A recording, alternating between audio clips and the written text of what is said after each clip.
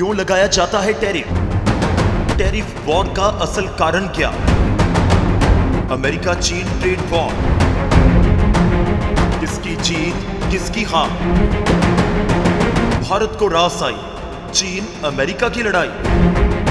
नमस्कार, आप देख रहे हैं न्यूज 18 एक्सप्लेनर, जहां हम जटिल मुद्दों को समझाते हैं आसान भाषा में। मैं हूं आपके साथ सूरज भारद्वाज और आज बात करेंगे एक ऐसे मुद्दे की जिसने पूरी दुनिया की अर्थव्यवस्था को हिला कर रख दिया है। मुद्दा है अमेरिका द्वारा एक के बाद एक कई देशों पर टैरिफ लगाने का। सबसे पहले जानते हैं टैरिफ होता क्या है। सीधे शब्दों में कहें तो टैरिफ यानी टैक्स।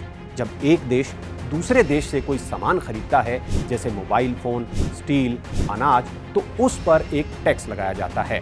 इसी टैक्स को टैरिफ कहते हैं। अब सवाल ये भी उठता है कि जब सभी देशों में सामान का लेन देन चलता रहता है तो बीच में टैरिफ की जरूरत क्यों पड़ी? छोटे से उदाहरण से समझते हैं। मान लीजिए भारत अमेरिका को चावल बेच रहा है। शुरुआत में अमेरिका के पास चावल नहीं था, तो वो भारत का चावल बिना टैक्स के खरीद रहा था। लेकिन जैसे ही अमेरिका ने खुद चावल उगाना शुरू किया, उसने भारत से आने वाले चावल पर टैरिफ लगा दिया ताकि उसका अपना चावल सस्ता और ज्यादा बिकने वाला बन जाए। टैरिफ से अमेरिका को दो फायदे मिले। पहला, टैक्स के रूप में आमदनी, और दूसरा, अपने प्रोडक्ट की बिक्री और आत्मनिर्भरता को बढ़ावा।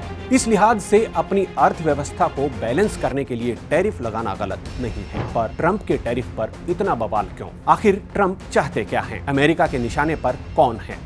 ये समझने के लिए हमें थोड़ा पीछे जाना होगा। असल में कहानी शुरू होती है 2017 में, जब डोनाल्ड ट्रंप पहली बार अमेरिका के राष्ट्रपति बने। आपको याद होगा, उनका नारा था अमेरिका फर्स्ट।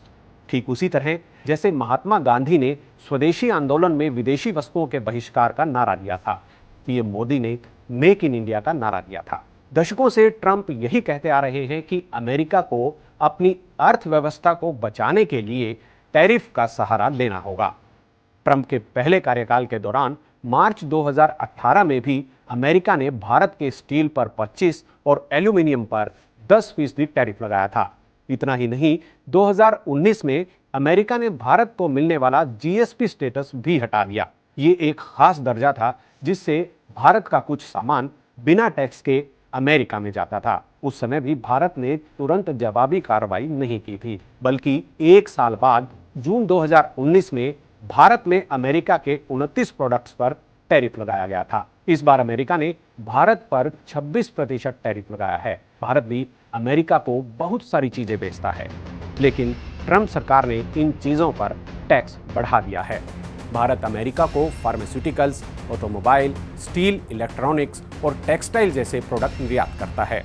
26% का टैरिफ होने से भारतीय प्रोडक्ट अमेरिका में महंगे हो जाएंगे, जिससे भारतीय कंपनियों की बिक्री घट सकती है।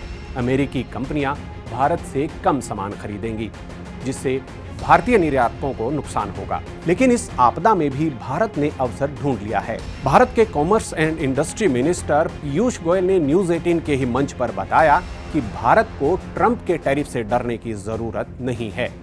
टैरिफ लड़ाई से पहले ही भारत की अमेरिका के साथ द्विपक्षीय व्यापार समझौतों को लेकर वार्ताएं चल ही रही थी, जो अब और तेज हो गई हैं।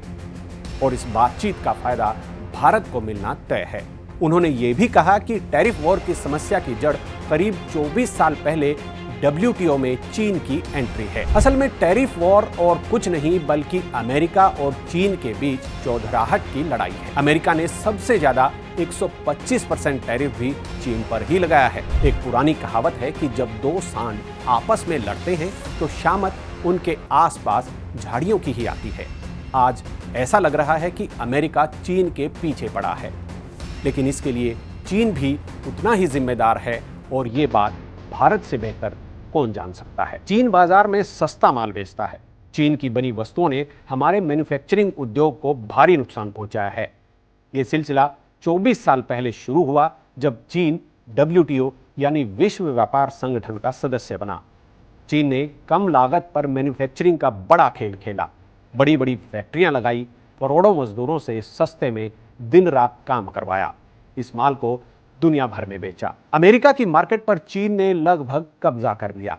भारत की मार्केट पर भी चाइनीज आइटम्स का बोलबाला रहा। चीन की इस अनफेयर प्रैक्टिस का नतीजा ही था कि भारत में मेक इन इंडिया अभियान की शुरुआत हुई। लेकिन अमेरिका ने दूरदर्शिता नहीं दिखाई। धीरे धीरे अमेरिकी अर्थव्यवस्था की धज्जियां उड़ गई। अब जब दूसरी बार ट्रंप की सरकार बनी तो ट्रंप ने चीन को सबक सिखाने की ठान ली और टैरिफ के हथियार से $100 के चाइनीज प्रोडक्ट का दाम $225 कर दिया। मकसद था चीन को घुटनों के बल लाना, लेकिन हुआ इसके उलट, क्योंकि ट्रंप बाजार पर चीन की 24 साल की बादशाहत को सिर्फ 24 घंटों में ही खत्म करना चाहते थे। चीन ने कहा कि अमेरिका की जबरदस्ती के आगे झुकने की बजाय वो आखिरी दम तक लड़ना पसंद करेगा। दोनों देश एक दूसरे पर टैरिफ की बेतुकी बढ़ोतरी करने में लगे हैं। इसी बीच अमेरिका ने चीन की चालबाजी को भांपकर अंतर्राष्ट्रीय समुदाय को अपने साथ लेने का पासा फेंका, जिसमें चीन को छोड़कर करीब 75 देशों पर लगाए गए टैरिफ पर 90 दिनों के लिए ब्रेक लगा दी और 125% टैरिफ के साथ चीन को टाइट कर दिया। हालांकि ट्रंप पर अमेरिकी निवेशकों और उद्योगपतियों का दबाव भी बढ़ चुका था। उनकी मांग थी कि ट्रंप टैरिफ की बेतहाशा बढ़ोतरी को हटाएं या फिर उसे घटाएं, लेकिन ट्रंप ने ना तो टैरिफ हटाया और ना ही उसको घटाया, बल्कि बीच का रास्ता अपनाकर 90 दिन के लिए ब्रेक लगा दी। अब पूरी दुनिया की नजरें अमेरिका और चीन की इस नूरा कुश्ती पर टिकी हुई है, क्योंकि दुनिया की तकरीबन आधी अर्थव्यवस्था ये दोनों देश चलाते हैं। जानकारों का मानना है कि अमेरिका भले ही सुपर पावर है, लेकिन चीन से उलझकर वो ज्यादा नुकसान में रह सकता है। अगर चीन को एक आंख का नुकसान होता है तो अमेरिका अपनी दोनों आंखें खो देगा। दुनिया का एक बड़ा हिस्सा भी आंशिक रूप से अंधा हो जाएगा। अब बात भारत की। मौजूदा हालातों में भारत को आपदा में अवसर तलाशने होंगे। ये चीन की मनमानी पर अंकुश लगाने के हवन में आहुति देने का एक बेहतरीन मौका है। अमेरिका और चीन के बीच के तनाव में भारत कुछ ऐसे प्रोडक्ट्स एक्सपोर्ट कर सकता है जिनकी सप्लाई पहले चीन करता था। दुनिया के साथ व्यापारिक रिश्तों का दायरा बढ़ाना होगा, मतलब अकेले अमेरिका पर निर्भर नहीं रहना होगा। और आखिरी बात, ट्रंप की टैरिफ नीति ने भारत को भले ही थोड़ी बहुत चोट पहुंचाई हो, लेकिन साथ ही उसे आत्मनिर्भर बनने का एक मौका भी दिया है और मौका दिया है चीन को भी सबक सिखाने का। आज के लिए फिलहाल इतना ही, और अगर आपको ये एक्सप्लेनर पसंद आया हो तो शेयर कीजिए, सब्सक्राइब कीजिए और कमेंट्स में हमें बताइए कि अगला टॉपिक किस मुद्दे पर होना चाहिए। धन्यवाद।